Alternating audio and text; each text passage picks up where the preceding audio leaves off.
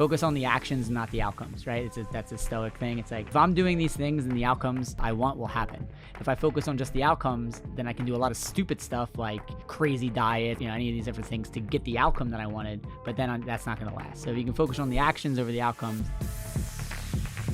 Let's link up with Krysta on the FYX. She's a wellness coach with a focus on mental well-being and physical strength.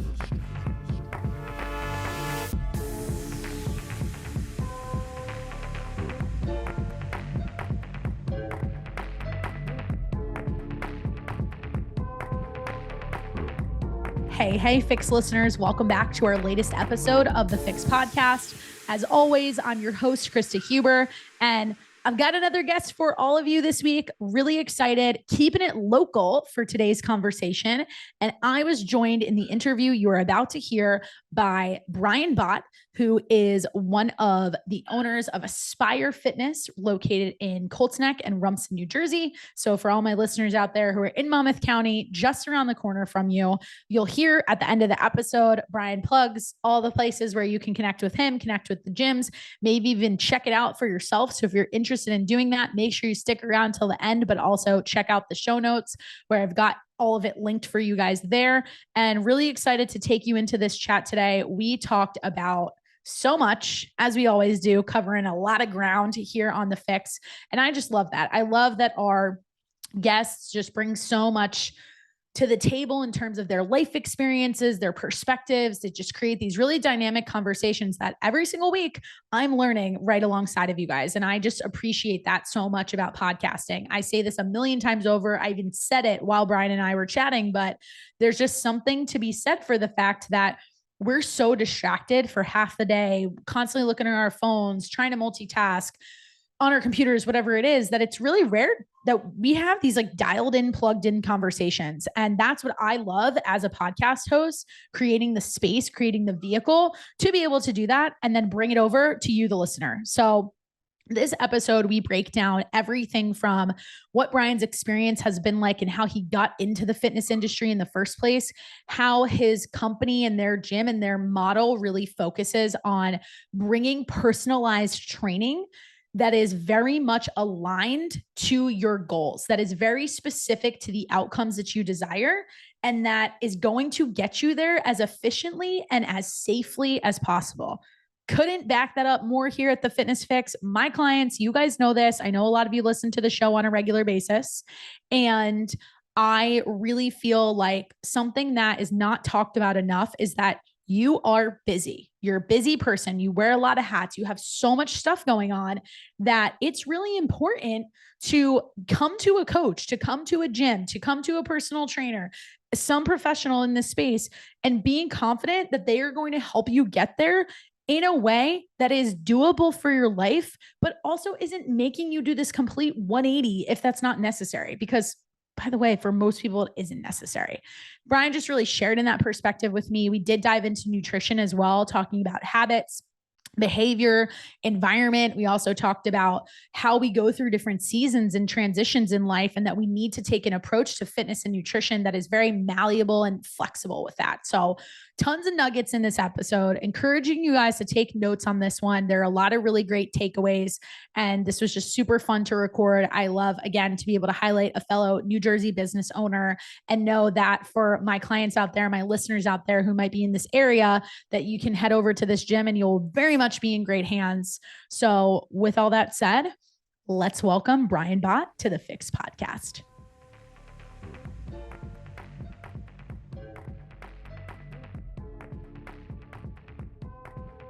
Brian, welcome to the FYX podcast. So happy to have you here today. Really excited to, of course, have another local New Jersey rep on the show, because we appreciate that here, and talk all about the fitness business, your experience. I think we're going to touch on parenting. We're going to talk about nutrition. There's a lot of ground that we can cover today. So thank you so much for agreeing to sit down with me. Excited for this opportunity.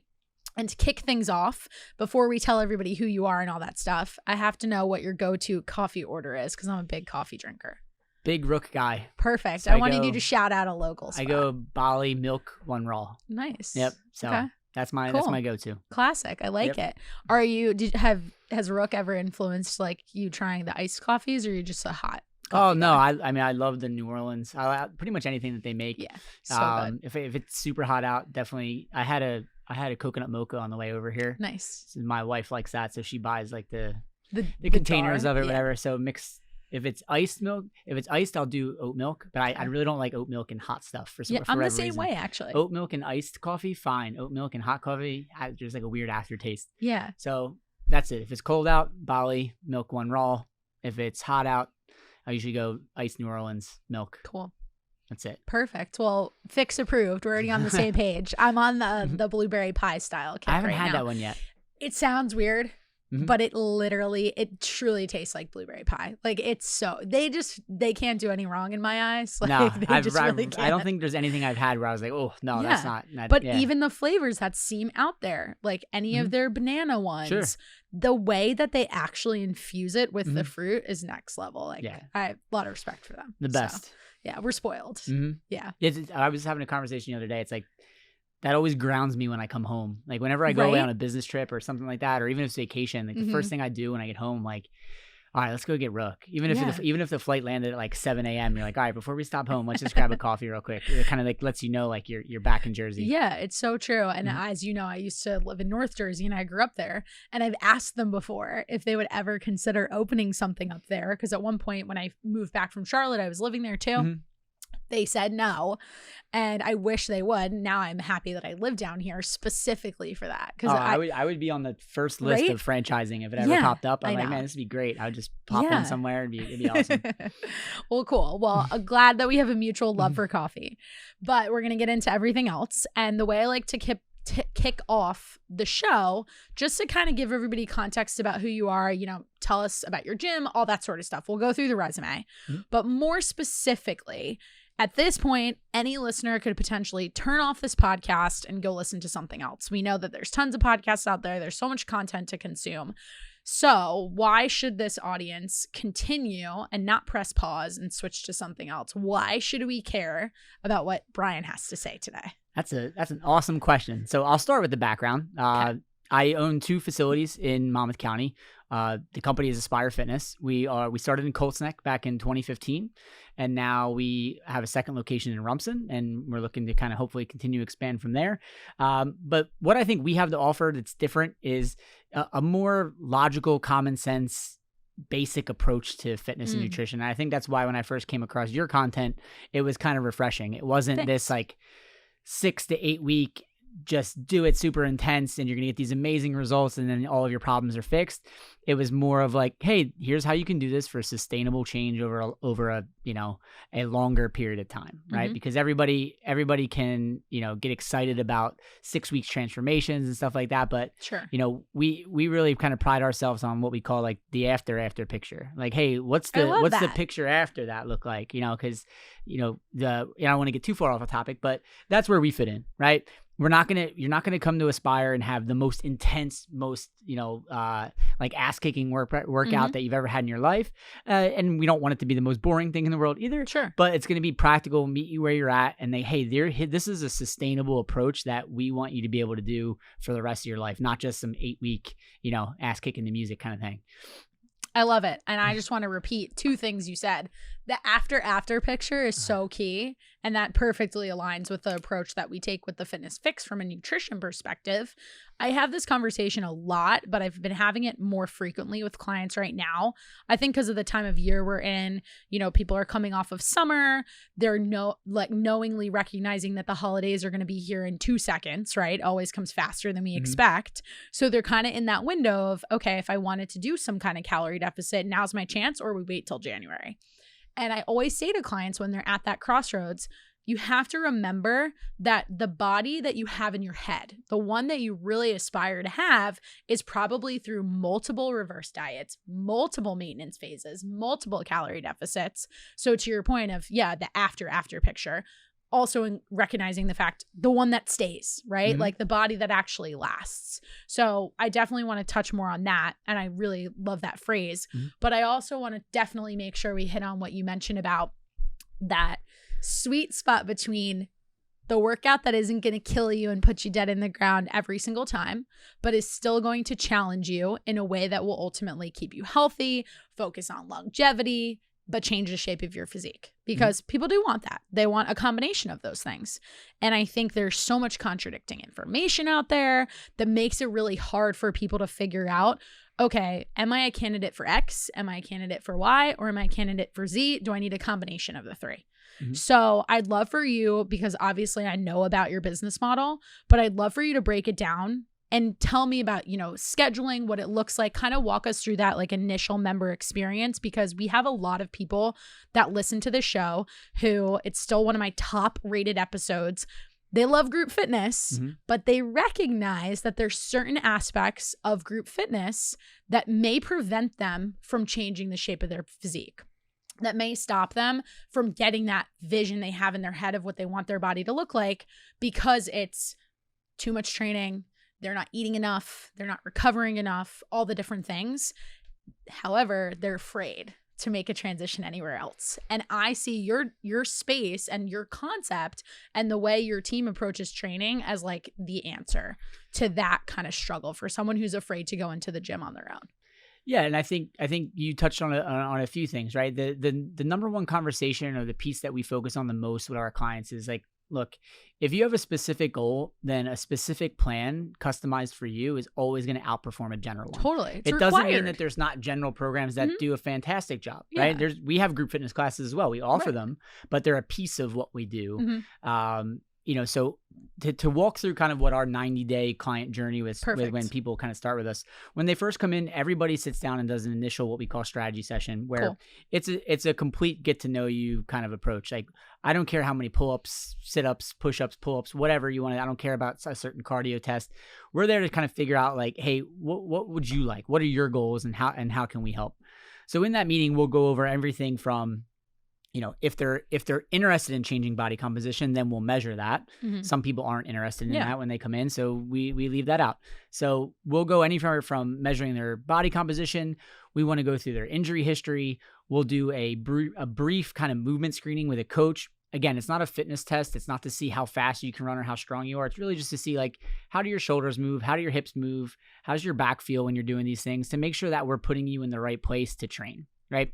Because you mentioned before, it's like we do need a balance, right? Yeah. We can't walk on the treadmill every day and get the body that someone would be like, yes, that's the picture that I want to look like, right? We also can't do that in just high intensity interval training and just HIIT classes, right? We need some sort of stimulus in strength training to do that. So if we need to train hard to get results, we need to make sure that we can pick exercises that are safe to train hard. That's the whole point of the evaluation process. I think sometimes people have gone too far with that, where it's like, now they want to fix every little muscle imbalance, or like your neck only turns 17 degrees to this way, but it's 37. We don't get into all that. We basically like, can you move well enough to do some of these movement patterns that we would want you to do in training? And we just label them red, yellow, and green lights, right? That's the way we look at it. If you got a green light in that pattern, if I watch you squat, and I don't care if you don't need to be an Olympic weightlifter, right? If it looks good enough, hey, I can expect you to add weight and increase the intensity on that and be fine.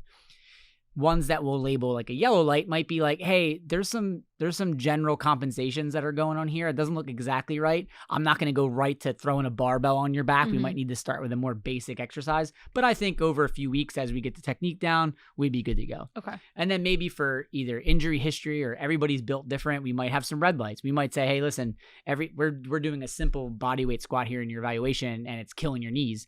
We're probably not going to put that into phase 1 of your program, right? We'll give you something else. And it's that level of customization that you can get when you meet with a coach who's going to design something individually for you, rather than feeling like, well, I don't want to go to this class because I know they do this and that exercise bothers me. So I don't want to. Most people aren't even worried about themselves, oddly enough. They're like, I don't want to hold anybody else up in this class. You used to hear that all the time in group fitness. They will run themselves into the ground, but they're like, I don't want to hold up anybody else. So they kind of hesitate.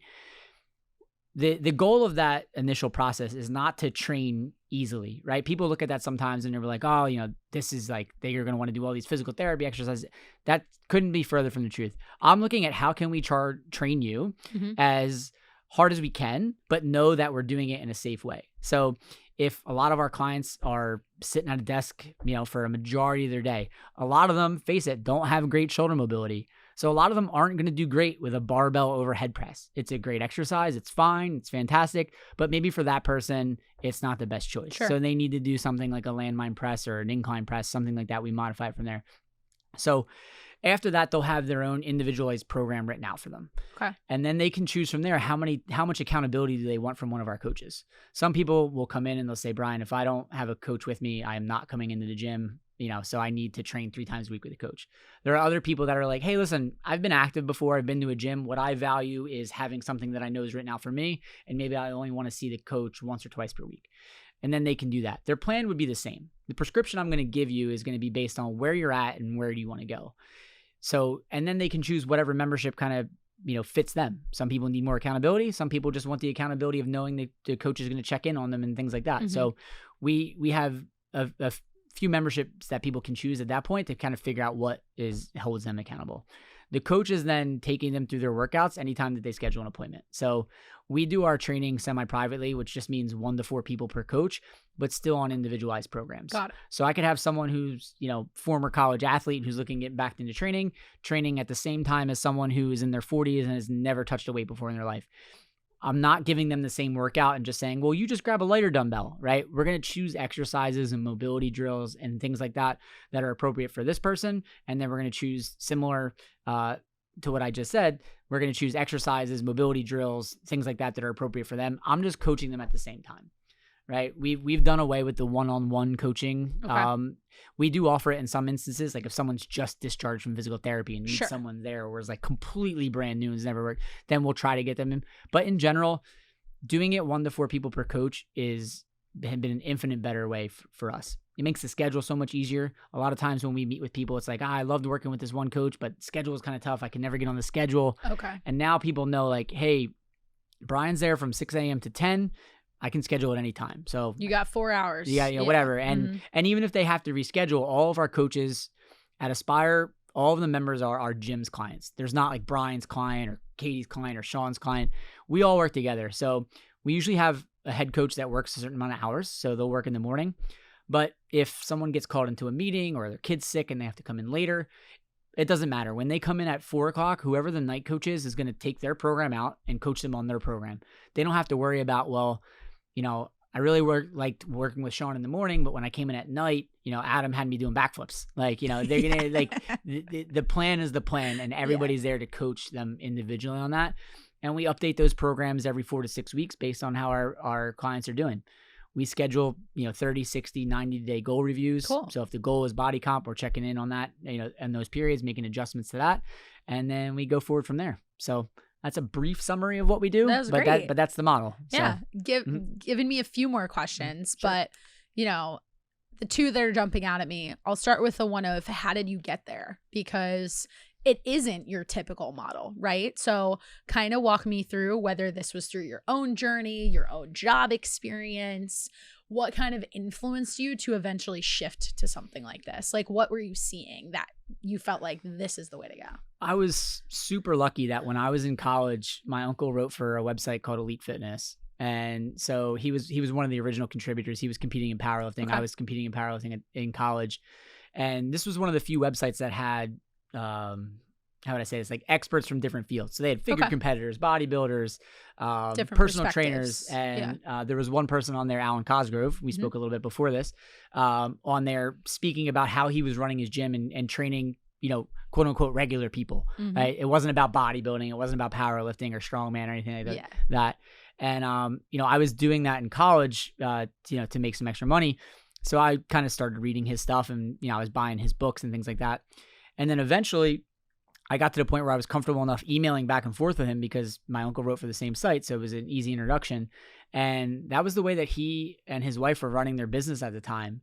And it was extremely different than anything else that I was seeing at the time because it was very clear to point out the limitations of one-on-one training, right? If I'm only training one-on-one, well, then I basically need to work 8 hours straight through. Yeah. And I have no break and I can only work with 8 people that day. And really helping to dissect, like, what is it about training that people need, right? What they need from training is an individualized approach and someone keeping them accountable to that approach. I can do that with 1 or 3 people per hour, right? I don't need to do that one-on-one. Like the way I always describe it is like, if you're doing a lat pull down, like, yes, are there technique tips and things that can help? But like, your scapula is not going to pop out of your, like you're fine. Right? Like we can tweak it a little bit. It's not so dangerous. Yeah, it's not like, oh my God, like if your knee collapses in like a half inch, like you're going to get seriously hurt. Yeah. And I think that was like the message for so long, is that like, oh, this was, things are, we want to do things right. And we want to make sure that we have proper technique and all those things. But like, I think the message was that all of these people need individualized programs. A lot of times when you end up in one-on-one settings with coaching, it's, hey, here's the workout that we're going to do today. And it can be a great workout, but there's a difference between working out and training. When I'm training, I'm expecting a certain response, right? I'm expecting something. I'm going to train a certain way for X amount of time. And at the end of that time, based on what I've come up with, I'm hoping that this happens. Whereas working out is just like, well, I went in and I got a good sweat. I did some things until I was sore, and that can be okay, right? Like there can be all training has workouts as a part of it, but not all workouts contribute to training, right? So that's the point. That's where we're trying to separate how we deliver that, whether it's one-on-one, semi-private. The big shift for us was that, hey, we can't just do workouts with people. We need to train them, even though they're not, college or professional level athletes. They need a training plan that they can measure progress and see over time. If we're constantly changing the workout every time, it can be fun, and we try to offer that as well so people don't get bored. But at some point, like if it's taking you 12 weeks to circle back to a certain exercise, how the heck are you ever going to know if you're making any progress or pushing yourself enough? If it takes 12 weeks to come back to a dumbbell row and you're like, well, I don't know, like 12 weeks ago, I guess I rode this, like, Let me guess. Yeah. Right? So giving people like that structure and seeing that like, hey, this is a way to think about these workouts. It's a training program as opposed to just workouts, if that makes sense. Absolutely. And I've had other people on the show share similar sentiment, and even using that similar wording of really understanding the difference between working out and training. And I want to repeat that because I think it's so important for the listener, especially the typical listener of this show, that person who, like I said earlier, feels nervous, isn't really sure. They're so used to someone telling them what to do. Their mindset is often, well, I just don't know how to do this, so I want someone to tell me what to do, versus opening their mind to saying, hey, let me learn how to do this so that I could execute it on my own long term. And the one thing that you said that I want to go back to is about the impact that you can have on someone achieving their goals, because ultimately, everything's going to go back to what you said initially. It depends on what the person's goal is, right? And that's influenced in the game plans you're coming up with them, you taking the time to get to know them, that sweet spot of individualized training. But like you said, does it have to be like totally locked into the one person? Not necessarily. And that's where I tie it back to impact, because having been in both spaces, or all 3 areas, online coaching, personal training, and group fitness, I've been able to see the differences in the limitations of some of those categories. And with group and personal training, the biggest limitation that I've seen is, especially personal training, I see that person once a week, maybe twice.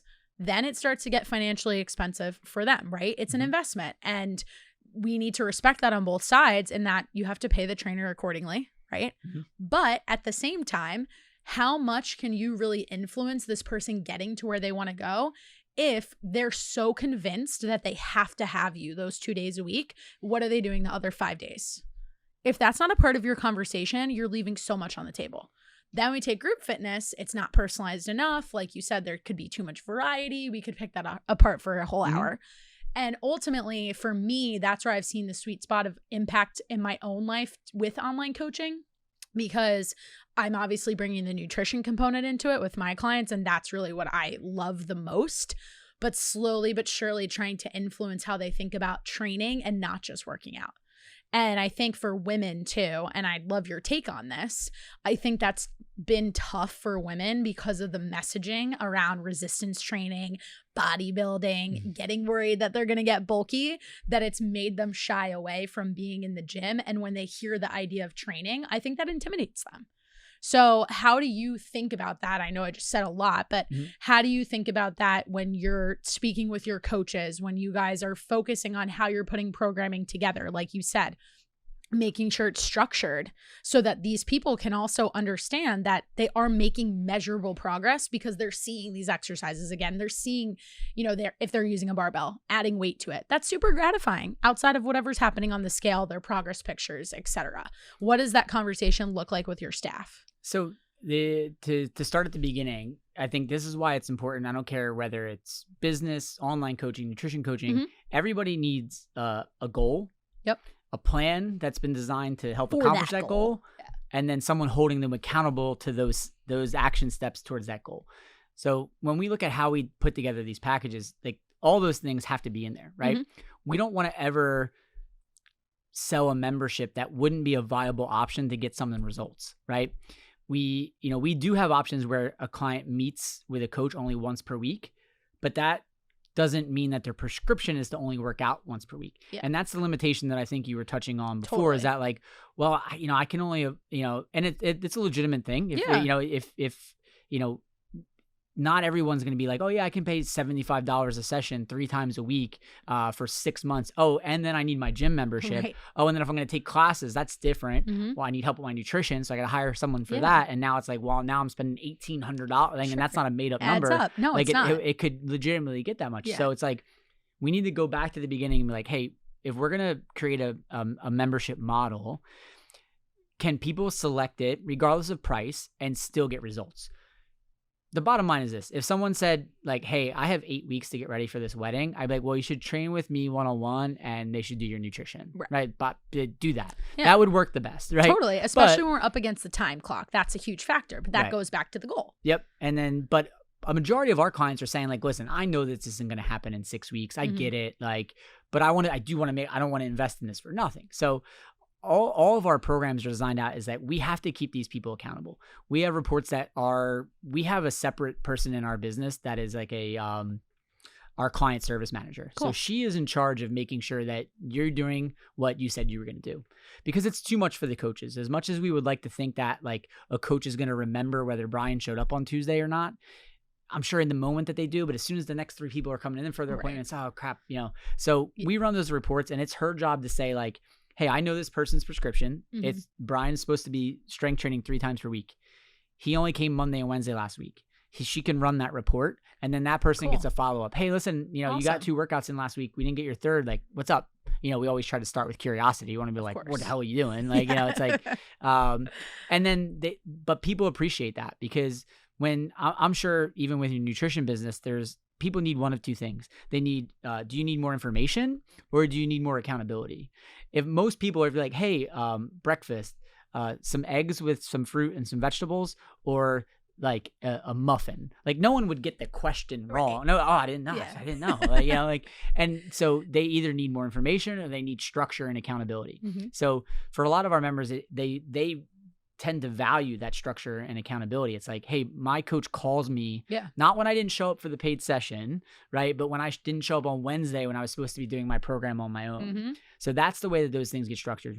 We separate the prescription, which is, hey, I would like you to strength train 3 times a week, get 10,000 steps in, and do this. We start there. How many times do you want to meet with a coach is your own decision. We have some people that will use their 4 sessions when they first get a program and then do the rest of the month on their own. Okay. That's totally fine. That's cool. And then we have other people that are like, I need a lot more accountability than that. Then they make a bigger investment and they train with a coach every single time. But we always going to circle back to that like help first type thing, right? Another thing that our clients appreciate is that we don't nickel and dime over like needing to reschedule appointments. Obviously, if someone doesn't show up for their appointment and doesn't call us, we charge them for it. But the reason that our clients, invest with us is because they have busy lives. They can't do this on their own. So if we're like, hey, John made 80 appointments in a row, but one appointment he said his kid was home sick, and you're like, well, I billed him. It's like, okay, great, but like now he can't train. Like it's always about like our model is client-centric, not coaching-centric. So they can move around the schedule whenever they need to. They know if they're supposed to get 3 strength workouts in per week, they can do that whenever they need to do it. And that kind of keeps them on pace, if that makes sense. Yeah, no, that's great. And what you mentioned about what does the person need, the information versus the accountability. I really personally in my nutrition business try to find the sweet spot of providing them both. But I will say across the board, I find that the client who wants more accountability and recognizes that component, the support, the structure, they're arguably a better client in the long run. They stick with you longer. They're more patient in terms of seeing the results.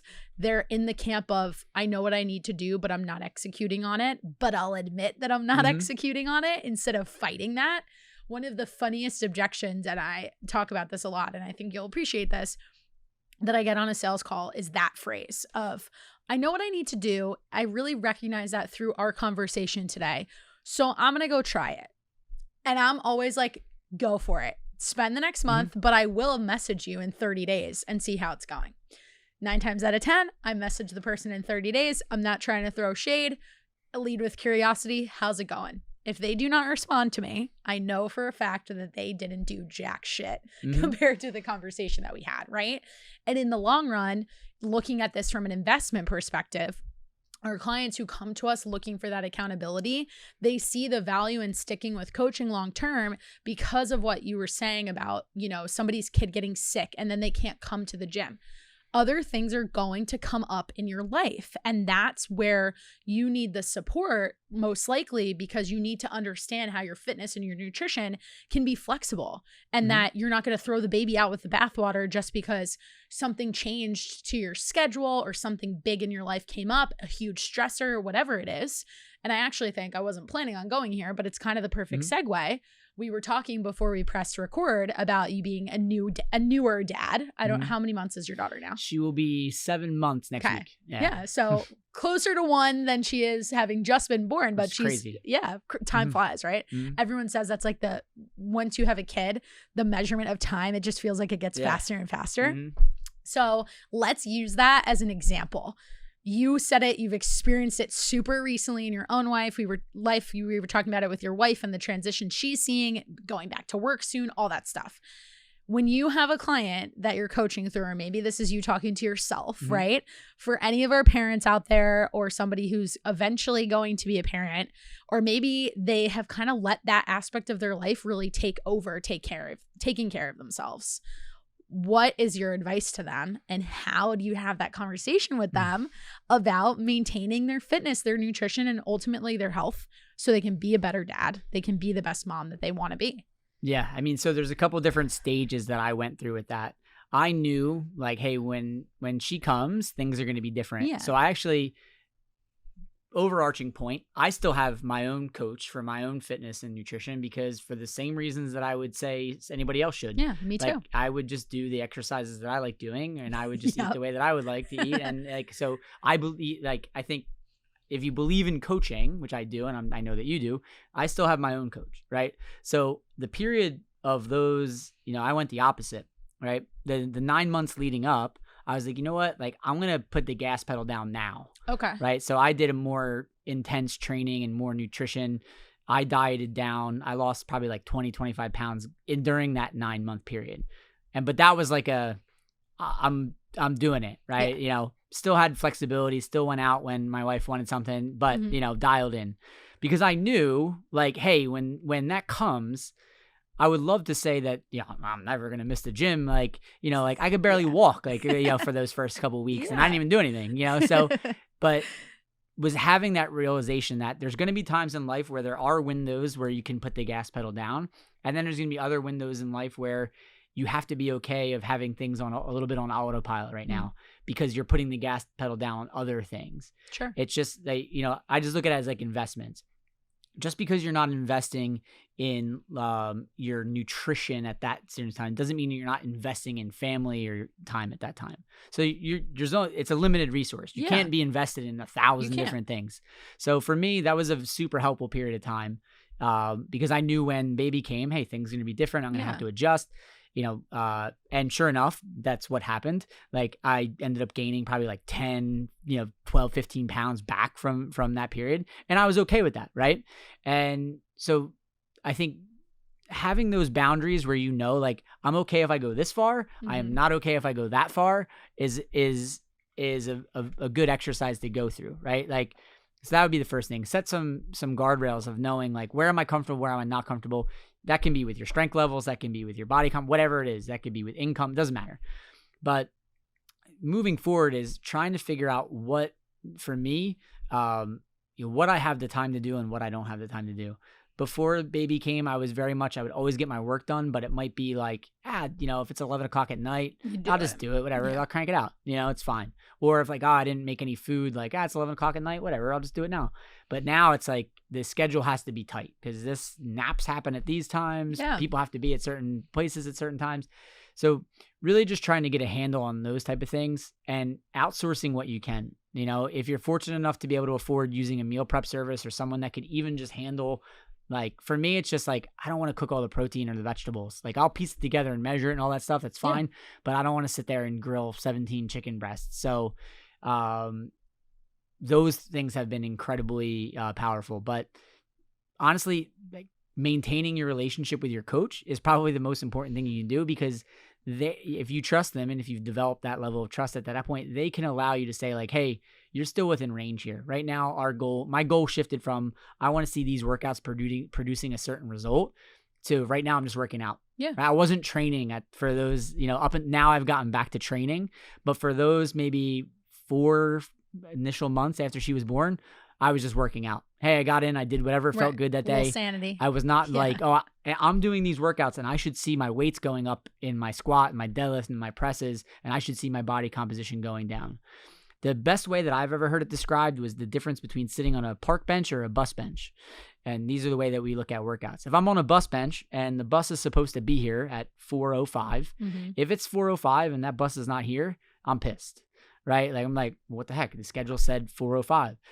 These are like the 8-week summer program, 9 weeks to bigger arm, like all these things, like they will work. That's fine. It doesn't mean that we have to define what work means. Sure. It'll get you that result for that period of time. But I'm doing it with a certain end in mind. I'm going to diet and train for these 8 weeks, and this is what I'm expecting to happen. It can still be a piece of a bigger plan, a 12-month plan of training and nutrition. But then there's like, I'm sitting on a park bench, like, oh, look, there's a squirrel. Like, that's cool. I love that analogy. It's nice out. I'm not expecting anything to happen. I'm just enjoying that I'm sitting here. And that's not mine. That comes from a coach, Dan John. But that's the best way that it's helped me to help filter that to clients. Even if it's not about parenting, accountants. Right. Hey, tax season. My dad's an accountant. We are park bench nutrition and park bench training. Yep. I'll let you comment on the nutrition stuff, but from a training standpoint, it's like, hey, I want you to show up here 3 times a week.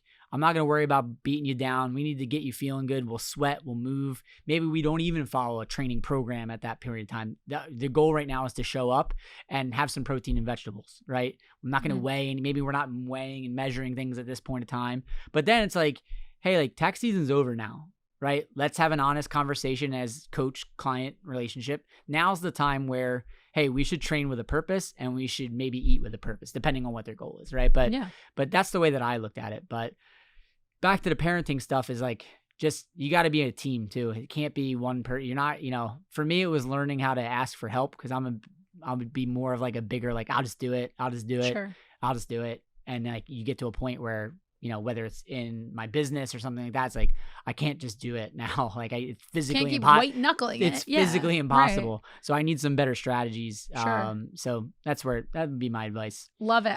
The analogy is awesome. And I'm a fan of Dan John too. So not surprised that came from him.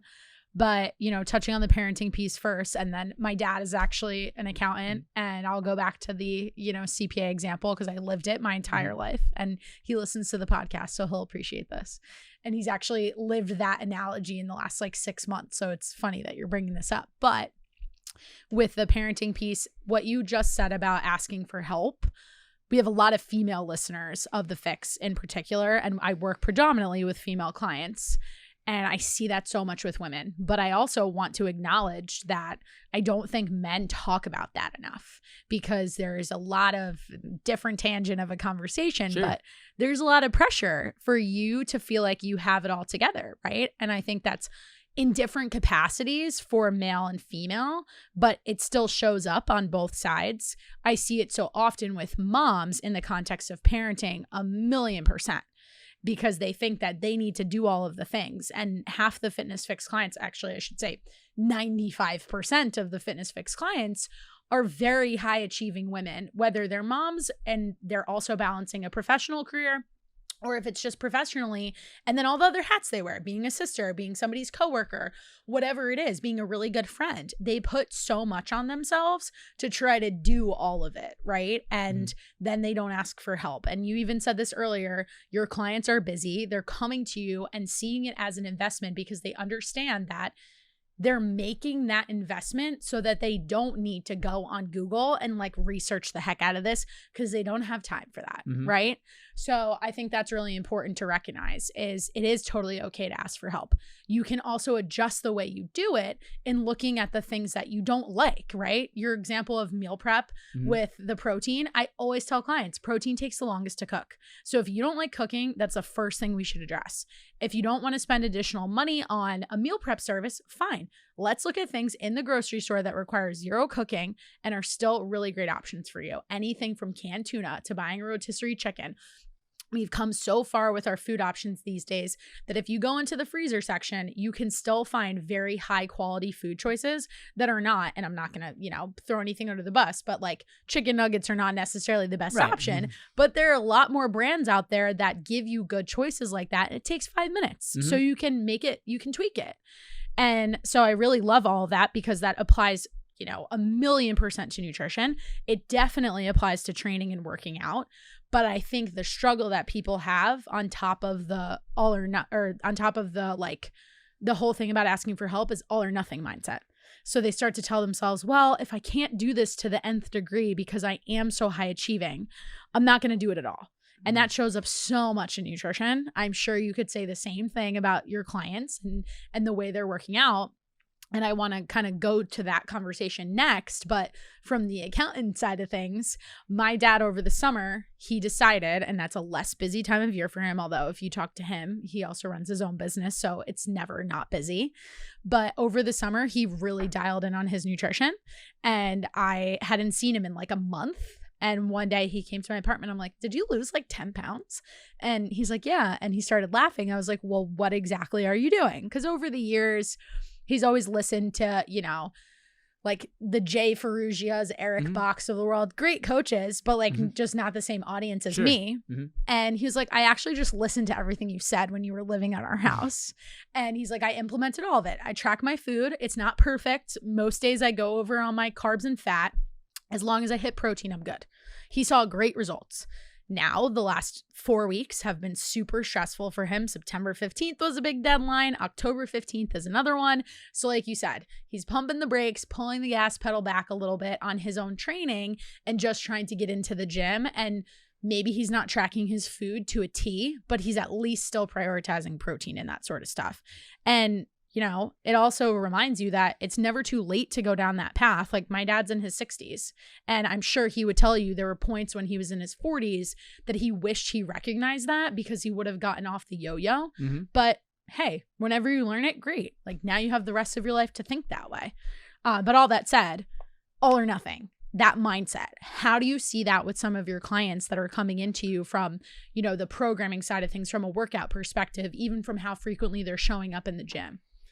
I think it's a bigger issue, and I will, and I've certainly done it in the past in my even what I've put out content wise. But I think sometimes it's a fitness issue, right? Is that we never hear the story about like you said, the same story that you just told about your dad, right? It wouldn't be a very interesting story if you were like, hey, I want to tell you about John. John started with once a week. And he was walking and he focused on his protein. And then, after a while, he came twice a week. Right. And then twice a week, you'd be like, what? But John lost 30 pounds. My dad's name is actually John, by the way, Sorry. which I didn't even say, which is great. So people would be like, well, that's boring. Yeah. But if you were like, hey, actually, let me tell you about John. For 8 weeks, he ate nothing but bone broth and ribeyes. He salted all of his food. He stared at the moon at certain hours, and he did like this, whatever crazy thing you can come up with. You're like, holy shit, I gotta do that. Yeah. And you're like, all right, but again, you didn't see John's after picture of doing whatever that crazy thing is. So we try to explain to people that we've had a couple posts that have performed really well, so that we know that they resonate with people. Is like, it's all or something. Like there's no dose that of fitness that is totally irrelevant, right? Hey, if we can't get in for class, can we make sure that we get 10,000 steps in? If we can't do 10,000, hey, 7,500 is our minimum, right? And then, same thing with strength training. Hey, it'd be great if you could do 4 days a week, but if you can't, how do we get 2 in? And we have and I think if we preface it with people in the beginning and we show them ahead of time what this is going to look like this is the plan. This is the plan. Because people would think, well, no. The real plan is 4 days a week. I'm like, no. What I'm prescribing for you right now, based on your life and what's going on, is to do 2 strength workouts a week, focus on hitting your protein and getting some fruits and vegetables in, drinking a lot of water, and going for walks. That's your prescription right now. At another time, I'm going to hold you just as accountable for working out 4 days a week and measuring at a higher your food. standard. Right. Yeah. It's I think people think that like you're saying, oh, I'm not doing what I'm supposed to be doing, or I'm not doing the best thing. And all those are really just procrastination techniques. Totally. Wanting to be perfect is a way of procrastinating. I don't want to start this project until I got to meet with some people first and see what they think. I'm like, or you could start and tweak it as you go along. And it's much harder to go from 0 to 1 than it is to go from 1 to 5, right? Taking that first jump of doing something. The way, again, I'm big on using analogies because I think it's just easier to explain things to people, is that if we're doing your body comp, on a regular basis, it is a compass. It's not a report card. Meaning, if I take a test and I get a D, I obviously don't understand something. Something did not compute with what, I failed. And you don't have to be upset about it. It's just, I didn't pass. I'm like, the body comp stuff is more of hey, the boat's starting to drift this way. But you said you want to go that way. If you were on a boat, you wouldn't just grab the freaking wheel and be like, well, we got to go, right? What would you do? You would nudge it. Hey, all right, we got to go back this way a little bit. Yeah. So it's all right, what can we focus on that would nudge you in that direction? And then just being realistic about what the expectations should be during that period of time. Hey, during this, how many weeks tax season is, it's not a realistic expectation based on the level of effort that you can give that you're going to lose 10 pounds. Yep. Are there people that can do it? Sure. But that's not you for right now. And that's okay. Yeah. Right. Because it's along the same discussion lines, but I always talk about the easiest bet to win would be to bet someone $100 that they couldn't lose 5 pounds in a year.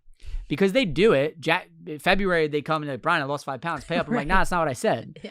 I said, come back January 1 next year. And then gone? Be 5 pounds less on I'll see you in 11 months. And then stuff happens and you're like, oh crap, I gotta do it in a couple of days.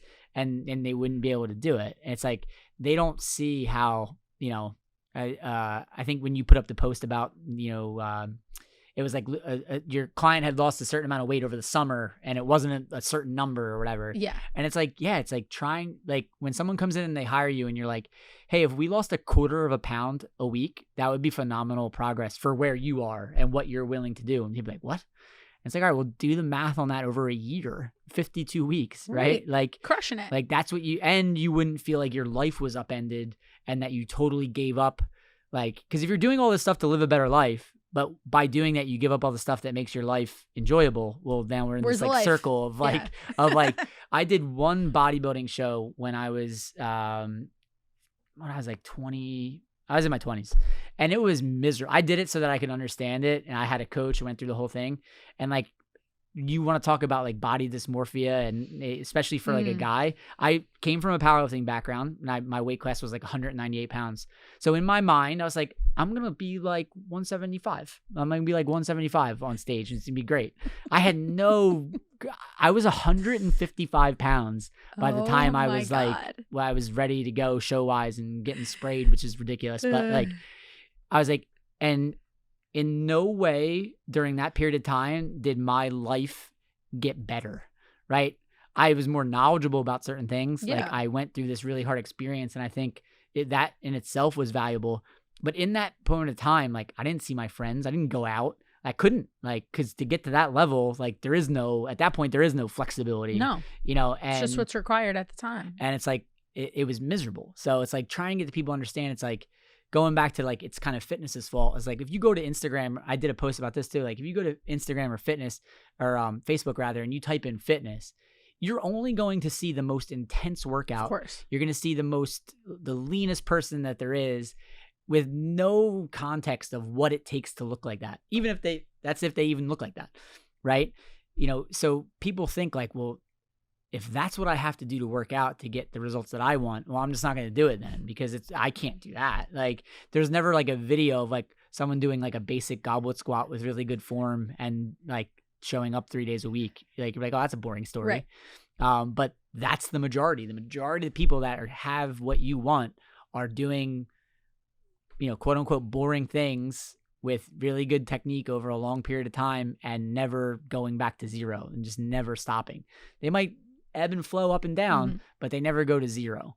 So it's just a conversation, just like anything else, just kind of trying to get that point across to them. It's like, it's a thermostat. It's not an on-off switch. Like there's 100 different ways that you can word it. Like, you would turn it down a little bit. We're not going to turn it off. Right. Absolutely. And, it's a combination of the boring work. We say that to our clients all the time. It's like, the results happen in that area of that boring work, and it's just not sexy. Like, there's nothing sexy about really losing weight the way that you think you want to, based on everything you're telling me that you also want.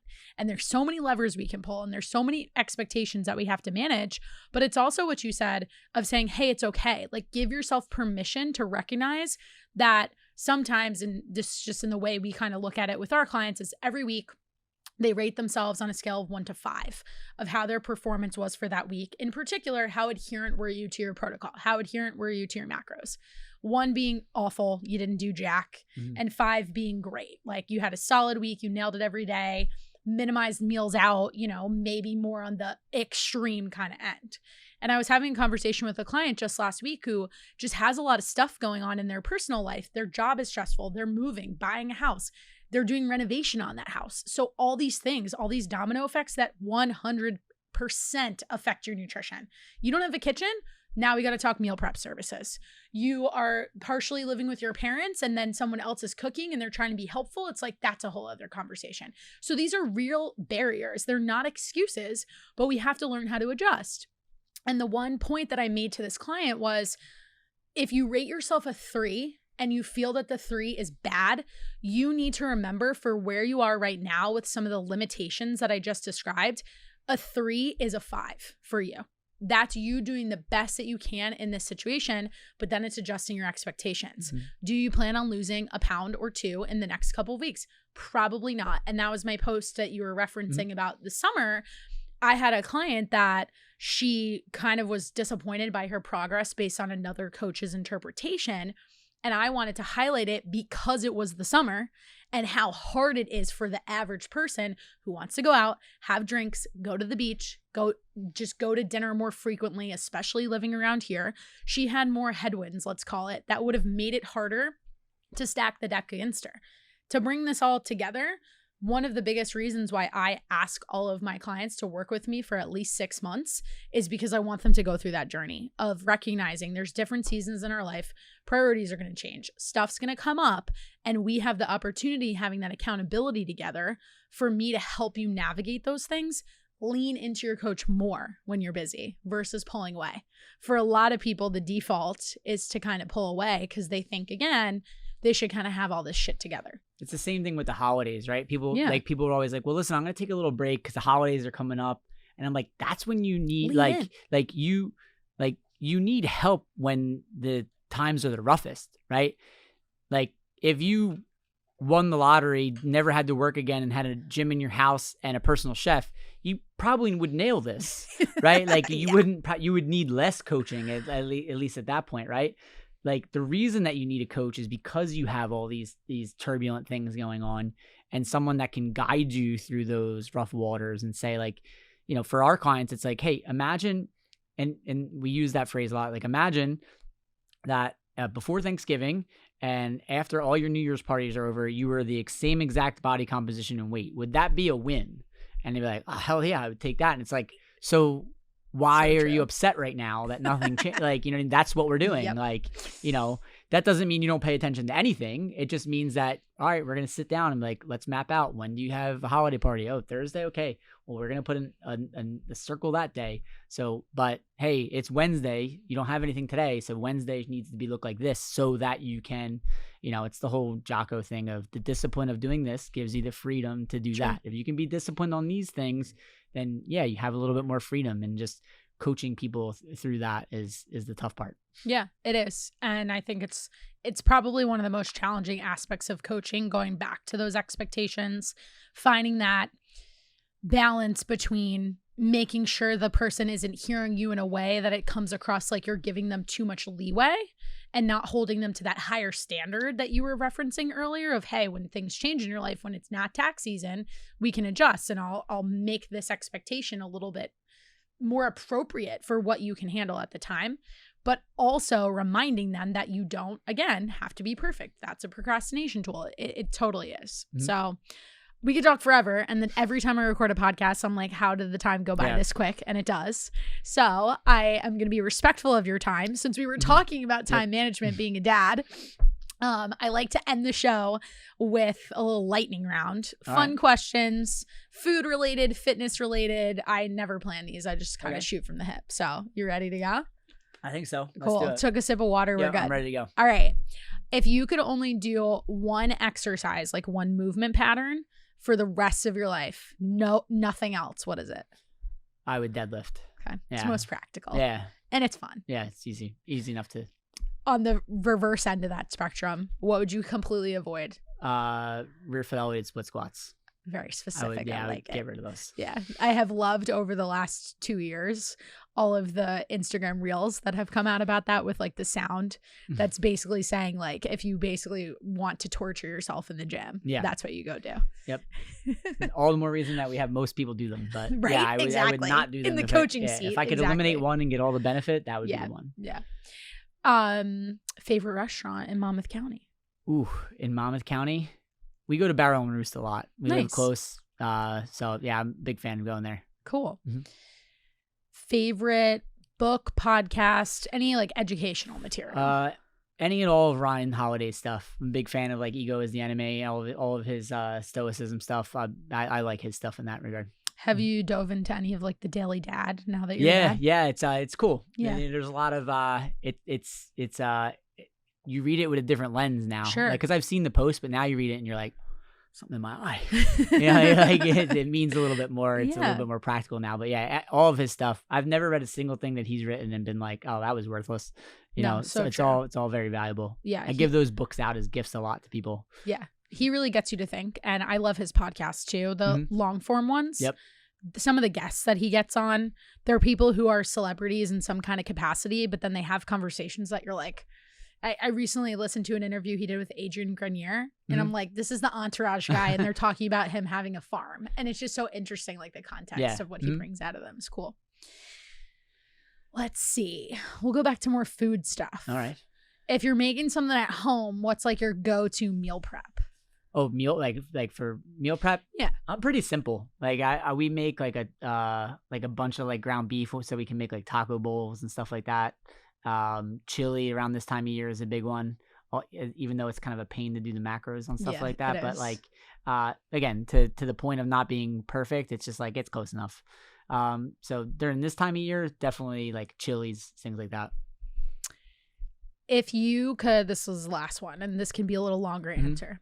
If somebody could only take one piece of advice, information, little nugget from today's conversation after listening all the way through, what would you want to leave them with? Just to keep showing up, keep moving. Our tagline for the business is keep moving forward. So 1% better every day can get you really, really far, and just focus on one more rep, one extra pound in whatever you're doing, one less snack that you're not supposed to be having. What area can you get one little thing better, and just focus on that. Focus on the actions, not the outcomes, right? That's a stoic thing. It's like, if I'm doing these things, then the outcomes I want will happen. If I focus on just the outcomes, then I can do a lot of stupid stuff like crazy diets or any of these different things to get the outcome that I wanted, but then that's not going to last. So if you can focus on the actions over the outcomes, that's what I would leave with.